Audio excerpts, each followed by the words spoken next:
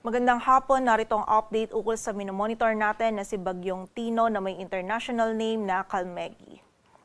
Kaninang 2 p.m. ay nag-intensify pa si Bagyong Tino into a severe tropical storm. Binabaybay pa rin ito yung karagatan at hulitong namataan sa layong 805 kilometers silangan ng Eastern Visayas. Taglay na nito ngayon yung lakas ng hangin na 95 kilometers per hour malapit sa sentro at bugso ng hangin na umaabot sa 115 kilometers per hour. Ito'y kumikilos pakanluran sa bilis na 30 kilometers per hour at simula po ngayong gabi ay unti-unti nang mararanasan yung bugso ng mga malalakas na hangin and also yung mga pag-ulan dito sa bahagi ng Eastern Visayas, maging sa Dinagat Islands at Surigao del Norte na dala ni Bagyong Tino. Samantala, meron na din po mga kalat-kalat na pag-ulan, pagkidlat at pagkulog na mararanasan dito sa nalalabing bahagi pa ng Caraga, maging sa Central Visayas at sa area din ng Bicol Region, dulot naman po ito ng trough or extension ni Bagyong Tino. And bukod po dito kay Bagyong Tino, meron pa tayong other weather systems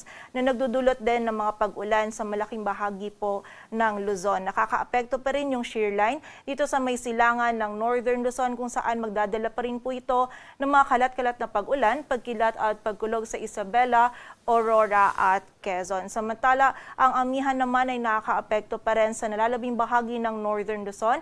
May dala pa rin po ito maulap na kalangitan na may mga kasamang may hinang pag-ulan or pag-ambon sa nalalabing bahagi ng Cagayan Valley, maging dito rin sa Ilocos Region at Cordillera Administrative Region. Samantala, yung low pressure area naman na minomonitor natin sa labas ng ating area of responsibility ay huling namataan sa line 395 kilometers west-northwest ng Pag-asa Island. Less likely po na ito ay maging isang ganap na bagyo and wala rin po itong epekto sa anumang bahagi ng ating bansa. At ayon nga dito sa ating latest forecast track analysis ni Bagyong Tino, generally ito po'y kikilos pa westward or pakanluran patungo dito sa may Eastern Visayas, Caraga area. Posible po itong maglandfall either dito sa Eastern Samar or Dinagat Islands bukas ng late evening or by Tuesday early morning. And between Tuesday and Wednesday ay tatawirin po nito ang Visayas area patungo dito sa may Northern Palawan and by Wednesday onwards naman ay lalabas na po ito ng ating kalupaan at babaybayin naman ito ang West Philippine Sea. So expect po natin simula po ngayong gabi medyo unti-unti nang nararamdaman yung bugso ng mga malalakas na hangin dito sa may silangan ng Visayas at Mindanao. But bukas po ng hapon or gabi hanggang sa Wednesday ng umaga, doon po natin mararamdaman yung peak ng mga malalakas po na hangin and also ng mga malalakas na pag-ulan na dala ni Bagyong Tino for most areas or sa buong bahagi po ng Visayas, maging sa ilang bahagi din ng Mindanao at sa area din po ng Southern Luzon. Kaya naman paghahanda para sa ating mga kababayan. And expect nga po natin, hindi lang po basta yung landfall areas yung bibigyang diin natin or bibigyang pansin natin. Dahil nga po ang bagyo ay isang large scale na system, kailangan pong maghanda yung lahat po ng areas na makakaramdam po ng epekto nito. Hindi lang po yung mismong daraanan ng center track nito. So again, yung buong area po ng Visayas, maging yung ilang areas din po ng Mindanao, yung northern portion po nito, maging yung bahagi din po ng Southern Luzon, yung mga kababayan po natin dyan ay pinaghahanda po natin dahil nga po sa epekto nito ni Bagyong Tino na mararamdaman po natin yung peak, most likely po simula bukas ng gabi or hapon hanggang sa Wednesday ng umaga. And in terms of intensity naman po, nakita natin patuloy din mag-i-intensify itong si Bagyong Tino at bago ito mag-landfall ay magre-reach ito or mag-i-intensify pa ito into a typhoon category and hindi rin po natin i-rule out yung possibility dahil nga ito ay nasa karagatan pa na magkaroon po ito ng posibleng mag-undergo ito ng rapid intensification. So posible po or hindi natin i-rule out yung possibility na maabot din po nito yung super typhoon category. And also we have to consider din yung tinatawag natin na cone of confidence kung saan posible pong maging mas mataas pa or mas mababa yung track ni Bagyong Tino. But nakita po natin yung malaking bahagi pa rin po ng Visayas at ilang areas ng Mindanao, maging yung Southern Luzon, yung maapektuhan po ni Bagyong Tino. Kaya muli, paghahanda po para sa ating mga kababayan. At sa kasalukuyan, meron na po tayong nakataas na wind signal number 1 dito sa Eastern Samar, maging sa bahagi din ng Northern Samar, Biliran, Leyte, Southern Leyte, sa Camotes Islands, maging sa Dinagat Islands at sa Surigao del Norte, kasama na po dyan yung Siargao, Bukas, Grande Islands. Kung saan dito po sa mga areas na banggit natin, sila po yung unang makakaranas ng mga bugso ng mga malalakas na hangin na dala ni Bagyong Tino. Sa kasalukuyan po, hindi pa nila nararamdaman yung bugso ng mga malalakas po na hangin na ito dahil ang wind signal po natin ay meron tayong lead time. Ito pong lead time ay ginagamit natin para po makapaghanda yung ating mga kababayan. Ngunit sa mga susunod po na issuance natin, habang mas papalapit nga itong si Bagyong Tino dito sa ating kalupaan, ay mas tataas pa po yung wind signals nitong mga areas na ito and madadagdagan din po yung mga areas natin under wind signal. And during the passage po ni Bagyong Tino, ang highest possible wind signal natin ay wind signal number 4, kung saan kapag po wind signal number 4 yung possible highest po natin is mapaminsalang hangin po yung ganitong klaseng lakas ng hangin. Posible po ito makapagpatumba ng puno, ng poste, makasira po ng kable ng kuryente. So during the passage ni Bagyong Tino, posible pong mawala ng power supply and magkaroon din po ng interruption sa communication. Kaya naman po muli, paghahanda para sa ating mga kababayan. And also, lalong-lalo na po yung mga areas or yung mga structures natin na gawa sa light materials, significant damage po yung posibleng idulot nito ni Bagyong Tino sa mga structures po na yan. And bukod po dito sa mga hangin na dala ni Bagyong Tino, ang northeast monsoon na amihan ay magdudulot din po ng bugso ng mga malalakas na hangin sa malaking bahagi ng Northern Luzon, maging sa area din ng Aurora, Quezon, Lubang Islands, Marinduque, Calaguas Islands at sa area din ng Caluya Islands. At bukas din hanggang sa Tuesday, for most areas of Luzon ay makakaranas din po ng bugso ng mga malalakas na hangin, lalong-lalo na sa area ng Northern Luzon, dulot pa rin po yan ng amihan. At para naman po sa mga pag-ulan, dalawa po yung weather systems natin na magdudulot ng mga malalakas na pag-ulan. Meron po tayong shear line and also si Bagyong Tino. For the area of Quezon, ngayon po hanggang bukas ng hapon, posible na po yung 50 to 100 millimeters of rainfall na dala ng shear line. Samantala, 50 to 100 din dito sa area ng Northern Samar, Eastern Samar, Leyte, Southern Leyte, Dinagat Islands at Surigao del Norte.